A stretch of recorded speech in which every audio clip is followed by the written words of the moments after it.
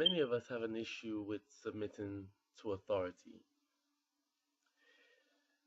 We have a problem bowing to another man.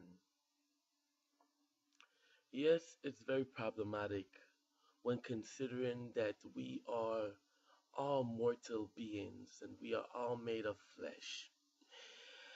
And considering that we only ought to bow down to a figure that we feel is way more exalted and should be venerated to such a degree. But to bow is a social gesture in direction to a person of an esteemed figure. And God has esteemed some of us above others. And though God is not a respecter of person, God has placed us in position strategically so that we understand the order of things, so that there is some type of positioning, there is some type of execution, there is some type of order in this faith. And so, we even see here in the book of Second Kings that the king himself, Jehoshaphat, humbled himself, not necessarily to bow, but humble himself in noting that the man of God, the prophet Elisha, was able to give him direction and give him aid in what was to come. We see it all through the Old Testament pericopes. We see it in the narrations with the kings, and that they understood that the prophet of God had the answer, and that the prophet of God was able to direct and point them, even though they were kings.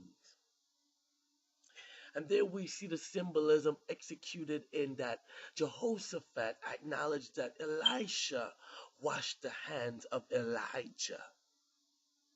And to wash the hands, and that language expressed there is a language of servitude, and a language that Elisha walked amongst the prophets, that was acclaimed in such a place that therefore this man of God also had some type of aid and guide and power.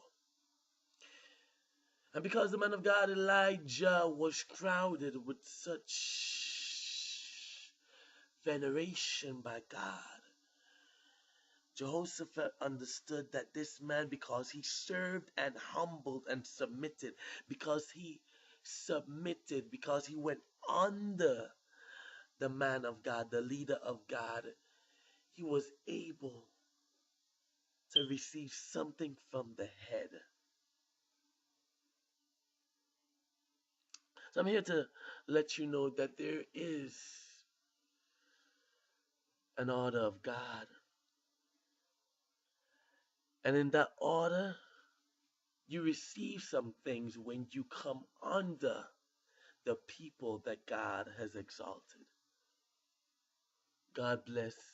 And I pray that the spirit of humility will clothe you in your right mind, that you would submit to the leaders of God, that you would not worship, but you would express, hallelujah, the spirit of service to that man of God as a representation that God dwells and that God inhabits.